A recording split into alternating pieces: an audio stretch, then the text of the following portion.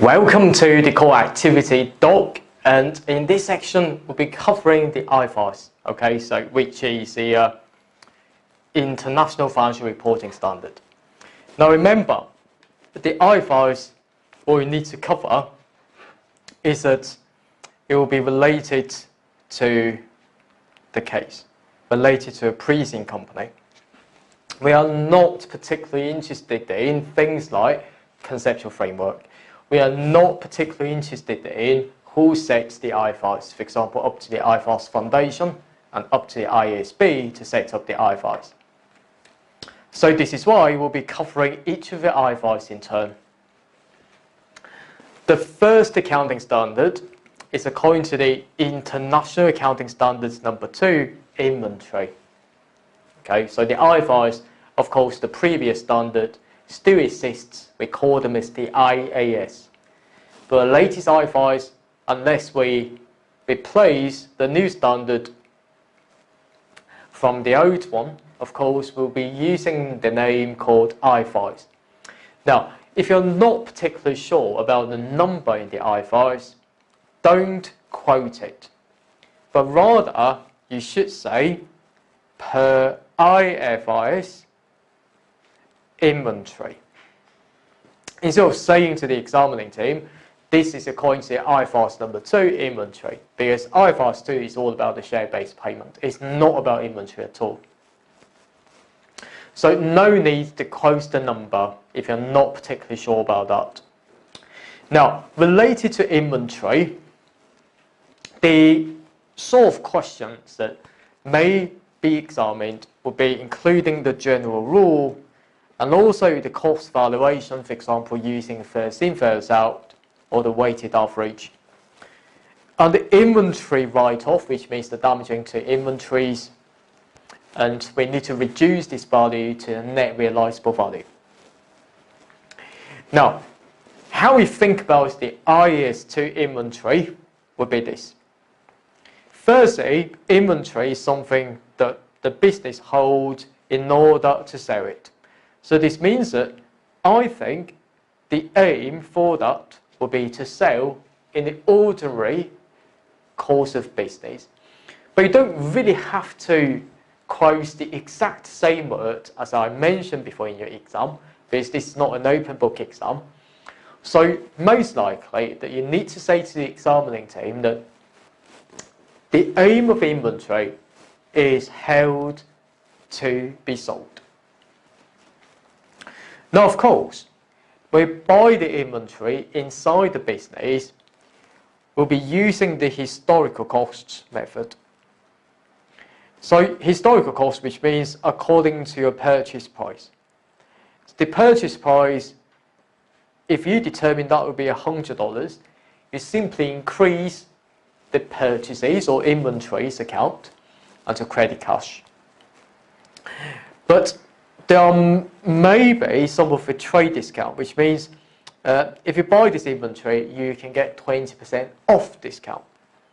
So what we need to do is to account for $80 as the net price as the inventory value in our financial statement. That's very important there.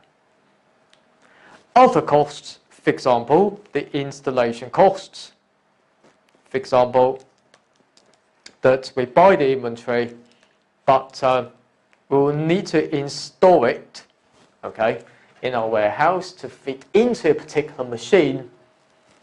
So the installation cost that we pay, and also the delivery cost that we need to pay, let's say total at $60. So we need to include them in the inventory account, worth of $140. And $140 is what I mean by historical cost method. So it seems to me that we need to capitalize the $140 as the inventory value in our account. So this is the first time. This is the first time that we get the inventory. And technically, we can call it as the initial measurement. But in the OCS exam, there's no need to quote those technical words because you will get the same marks even though you say that this is the first time that we purchase the inventory and we need to put the 140 to the inventory value. But technically, from your CIMA F1 study before, you may be saying that we need to capitalize the 140 and to debit purchases and credit cash. But in the OCS exam, you're required to explain things. There's no need for you to say these technical stuff. Of course, later on, I would say that later on, but in technical terms, it's called subsequent measurement. Now, later on, you will need to determine the cost value and the net realizable value. And that's very important there. To determine that cost value, of course, we can either use the first in, first out, and perhaps weighted average cost method. Especially is that you keep buying inventories inside your business, and each and every time that you bought the same item, the price will be quite different. So when you sell one of those inventories to a customer, you need to measure profit. You take the selling price and to subtract costs of that inventory. But which cost that you need to use? If you're using first in, first out, which means that the item I bought firstly, we need to check that cost and use that cost to calculate the profit when we sell the item to a final customer. That's what I mean by first in, first out. Weighted average cost, on the other hand, simply means that each and every time that we purchase the item of inventory, we will need to recalculate that cost. And we use that cost to calculate the profit. Net realizable value, on the other hand, is just to be the accounting estimate. It's just to be the estimate made by management. So all we need to do is to take the estimated selling price and to minus the estimated costs in order to complete the sale.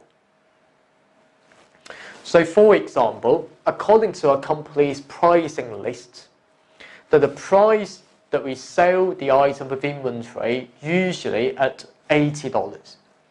But in order to complete the sale, we will also need to pay the commission fee to our sales staff, let's say worth of $15.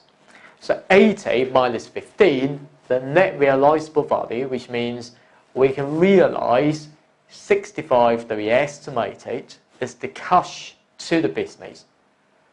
Because we are using the historical cost method here in the item number 2 inventories, so we are using the concept of net realizable value to see how much value that we can cover our costs.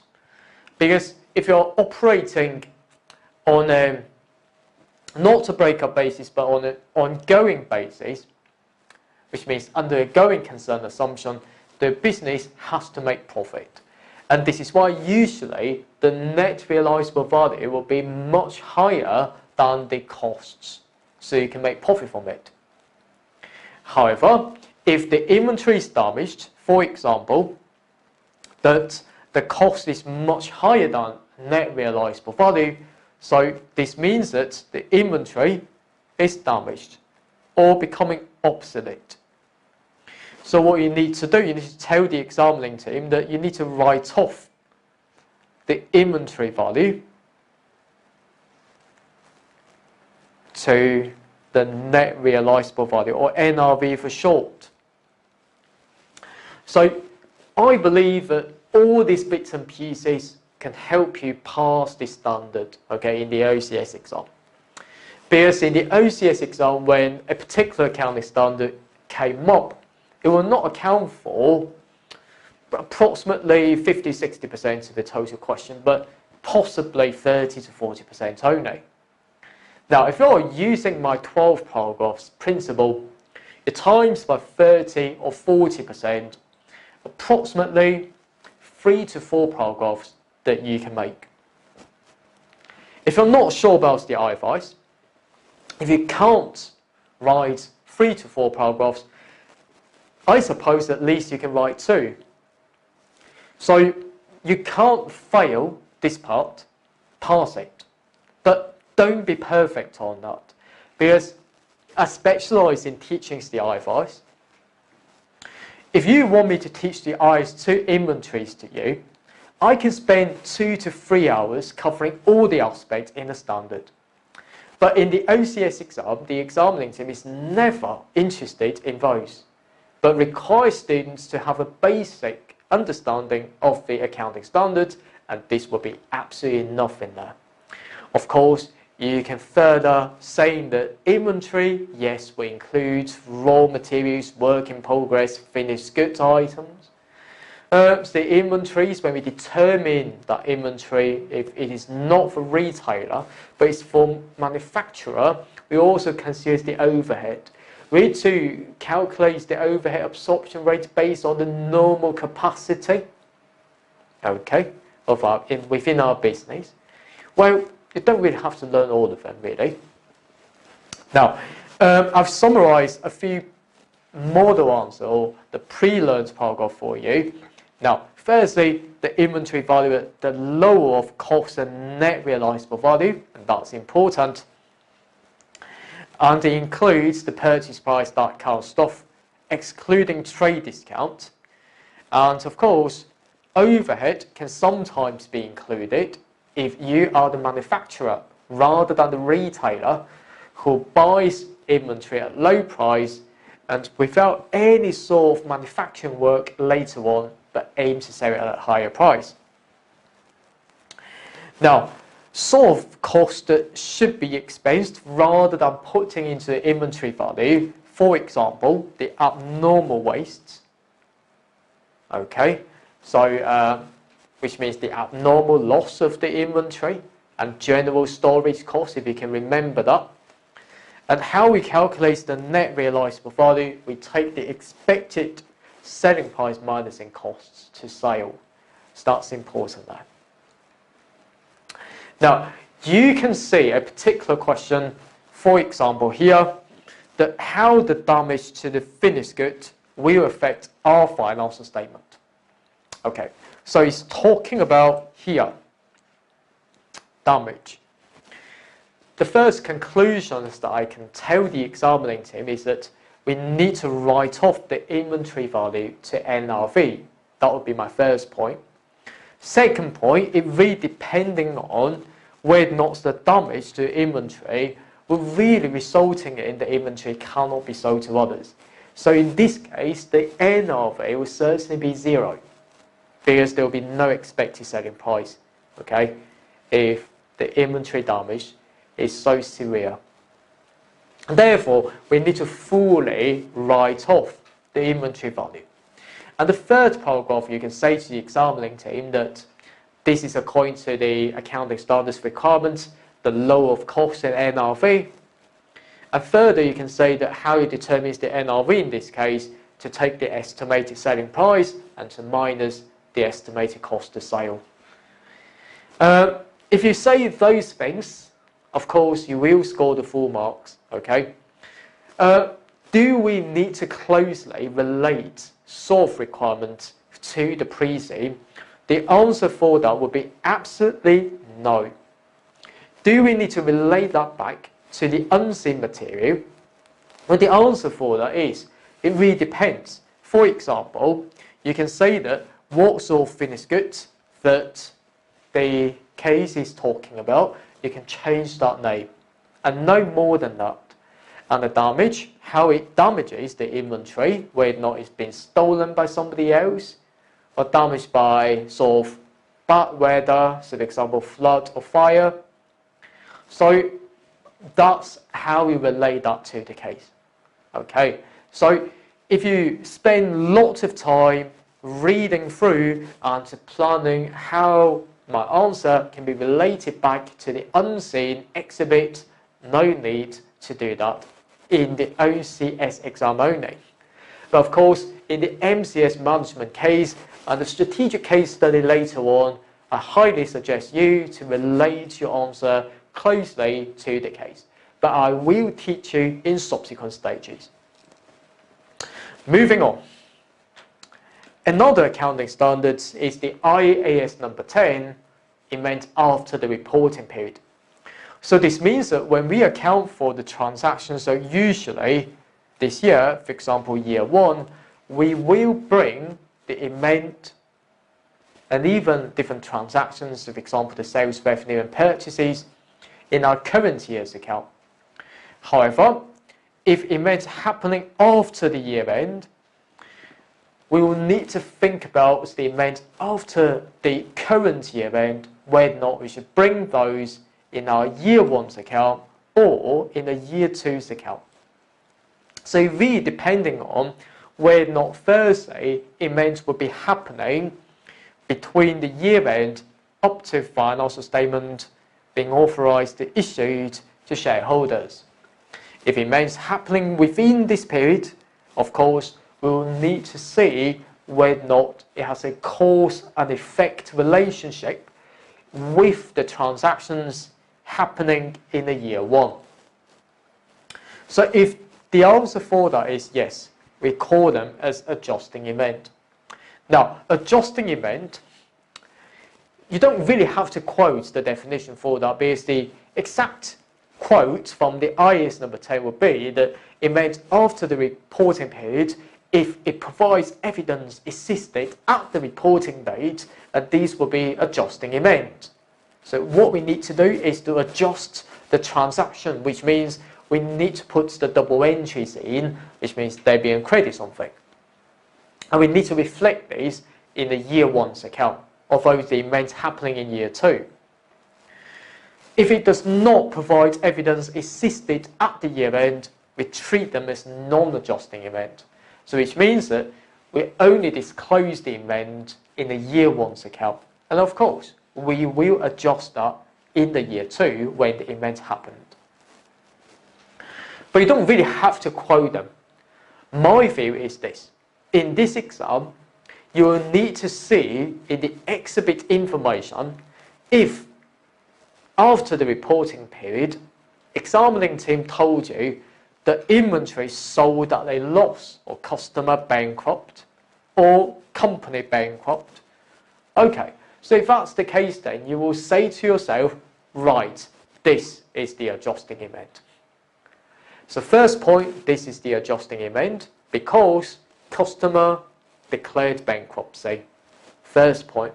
Second point, we will need to adjust this event in year 1. That's it. But you can further go on to say that to reduce the receivables if a customer declared bankruptcy or write off the inventory. That's it. 2 points, absolutely enough there.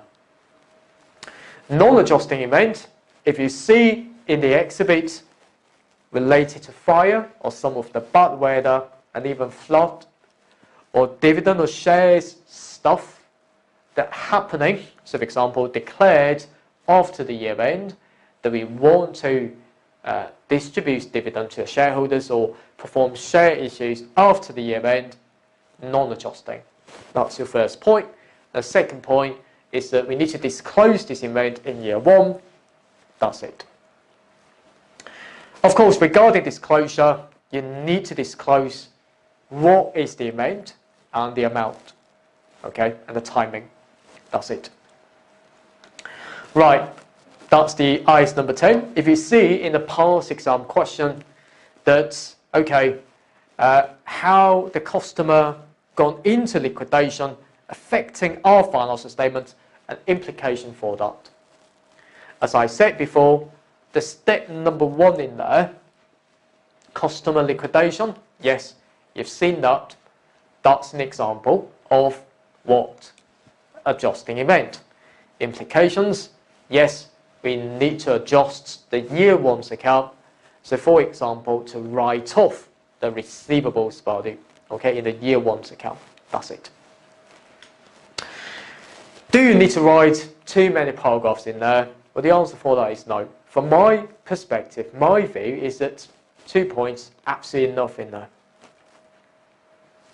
Now, another question, I will leave you to self-study that, okay, and compare with the official answer here.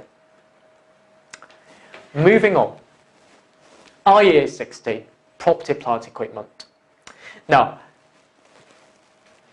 we've covered IAS 2 inventory, which means some things that we would like to sell it, okay? However, if you change that to IAS number 16, which means the International Accounting Standards number 16, for the property, plant, equipment, or PP&E, property related to land and buildings, plant related to factory, equipment related to computers and also other machines. The aim is not to sell it, because the aim is to use it by the business. But we are using the historical costs, same as what we've seen in inventories. Of course, just a caveat here, or disclaimer here. I'm not saying that all the bits and pieces will be exactly the same in IAS number 2 inventory. Because in my course, in the OCS, I aim to help you to pass the OCS exam with my extensive experience.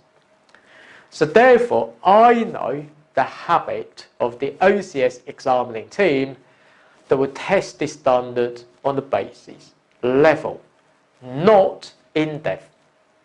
So therefore, you can remember the exact same stuff in the PP&E. Sort of costs that needs to be expensed in the PP&E will include things like marketing, repair, maintenance, insurance, and even the training costs.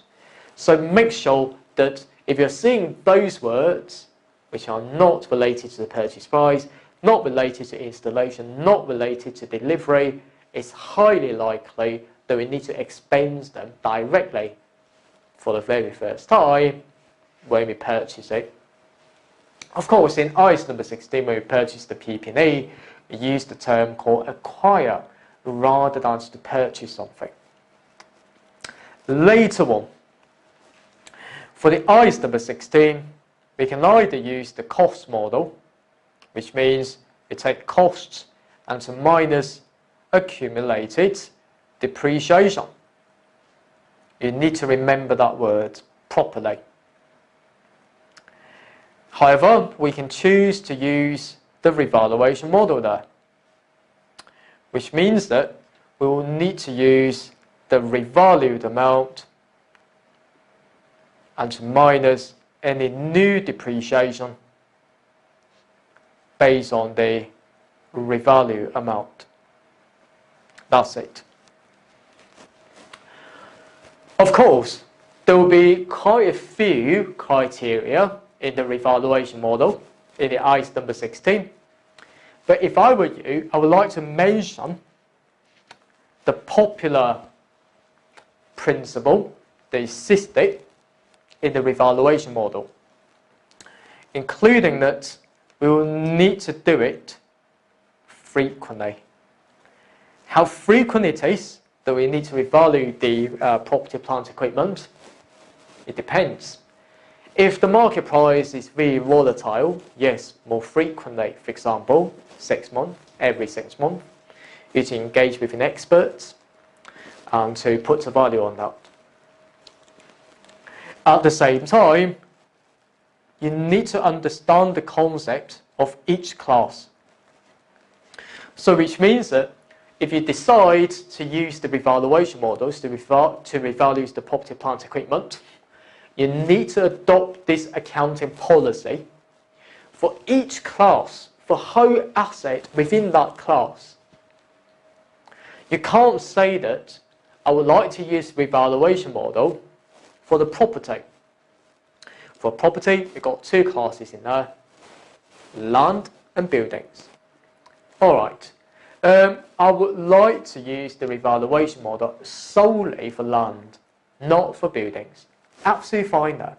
But you can't say that I would like to revalue this piece of land, but I would like to keep cost model for that piece of land. That is not permitted. So make sure they're ready.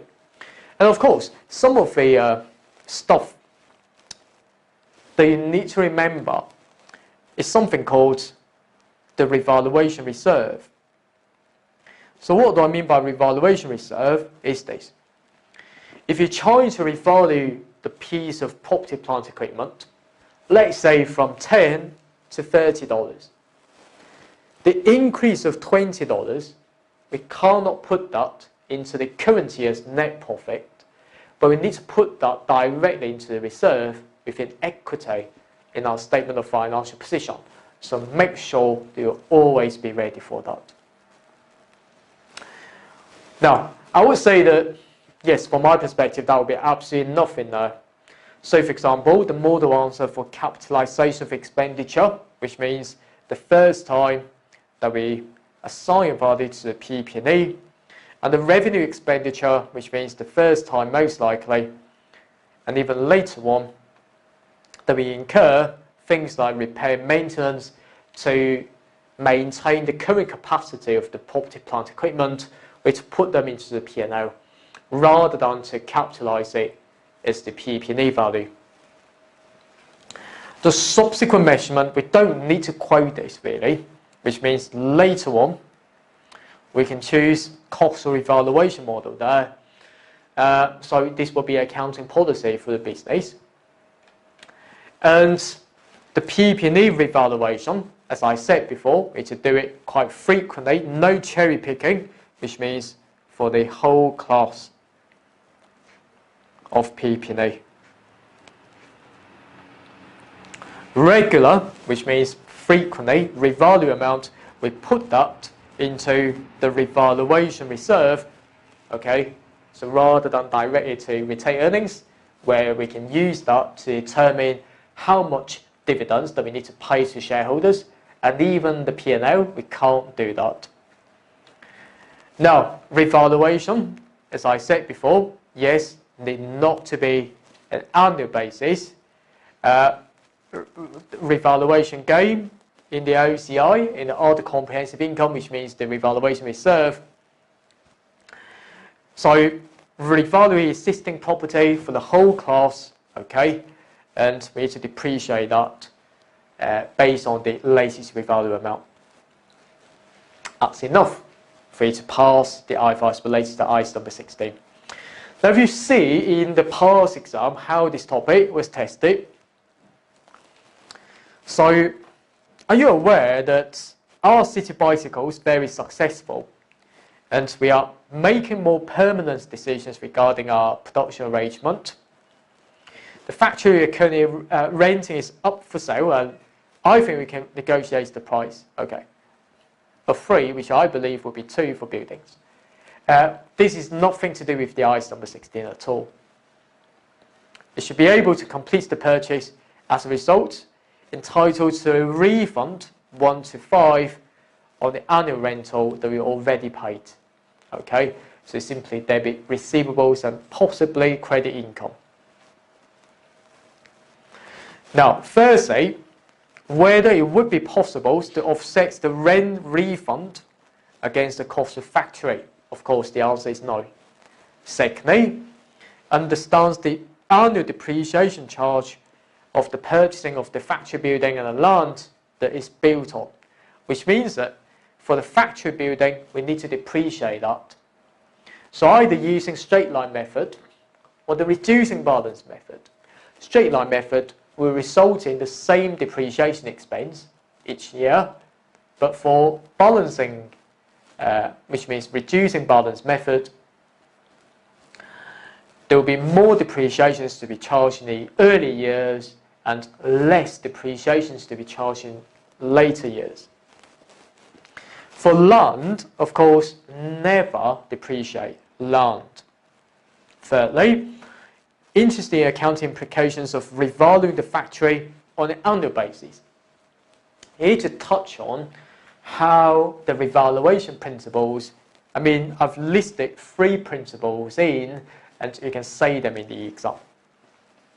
Of course, and that's related to this question. Now another one, okay, I will leave you to self-study that on your own. Moving on, the next accounting standard, IAS number 36, Impairment of non-current asset or impairment of asset. Now, this standard, from my perspective, is huge. However, the examining team only needs you to understand the basis behind this accounting standard. If I were you, if I'm required to state the general requirement of the impairment of asset, firstly, I will need to see that whether or not there will be indicators indicating that the asset could be impaired.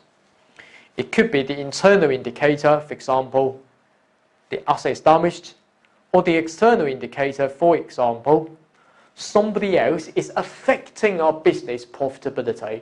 For example, competitors emerge in the marketplace, forcing us not being able to operate in this country. Alternatively, the laws published by the government and requiring our businesses to leave this country. So these are sort of indicators that we need to care about. Once we've got that indicator, the next thing is we need to perform the impairment review test. Now, what do I mean by impairment review tests? Is where simply we compare the carrying value of the PP&E with the recoverable amount. Now, I've touched on the recoverable amount when we talk about inventory. Recoverable amount is the way that we utilize the asset so we can get the cash flows to cover the cost that we purchased that asset before. In the IAS number 36 there, we need to use the higher of these two. Either will be the value in use, which means if I were to use this asset on a continuous basis, it will be the present value of generating cash profit from using that asset. Alternatively, we'll be using the fair value minus disposal costs. Very similar to net realizable value. However, we don't use the NRV here, but we use fair value or FV. So which means we need to consider the market price rather than our own selling price. I mean, our own selling price, for example, for this pen, I wish to sell it at $1 million. So I can determine my NRV, net realizable value, is more of the entity's decision. Technically, we call it as the entity specific. However, fair value is more of a market specific. So, for example, how much that the competitor is putting up the selling price on this pen, and we will use that as the fair value. And of course, if the carrying value is higher than the recoverable amount, I would say that there will be impairment. So all we need to do is to recognize the impairment expense and to reduce our current year's profit. And even to write down our asset value, and that's it. If your answer covers these aspects, I must say that no problem for that whatsoever. And of course, particularly for Goodwill, if you acquire another business, they pay more than you should, resulting in the Goodwill, which will be the amounts that you overpay to another business. The Goodwill will be an example of the intangible asset. Now, Goodwill needs to be having the impairment review tests annually. Okay, so make sure that you're ready. There are a couple of model answers that I prepared for you. Firstly, talking about indicator, talking about the review tests, talking about the value in use is just to be to discount the future cash flows to use this asset. And of course, we are not talking about the NRV here, but the fair value minus the disposal costs here. And of course, the difference will be charging that to the P&L as the impairment loss expense. If for any asset which has been revalued before, which means we have got the revaluation reserve recognized before, but now impaired. The step one is to reduce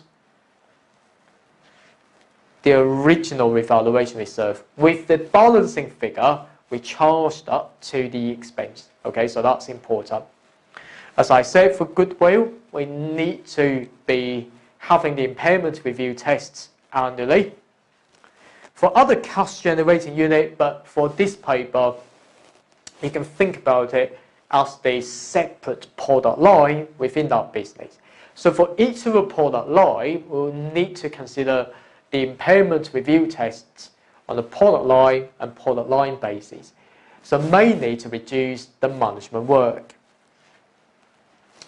There'll be a couple of questions that you can practice on, but I would say that for the IFRS related questions, not particularly linked with the pre-seen or the unseen material on the exam day, you need to be absolutely clear about the IFRS treatment, otherwise can't pass this paper. So for example, please advise me what actions that we need to take to comply with the requirements of IAS number 36 impairment regarding the carrying value of the know-how. Alright, so it seems that the know-how is an example of a non-current asset, so which means the intangible asset here. Firstly, we'll need to see that whether or not we've got the impairment indicator and stating how the impairment review tests should be done. Okay, simple as that. Now, before we move any further, I would like to stop here. And the next section onwards will be covering other IFRS in much more detail. I look forward to seeing you then. Bye-bye. APC, accounting for your future.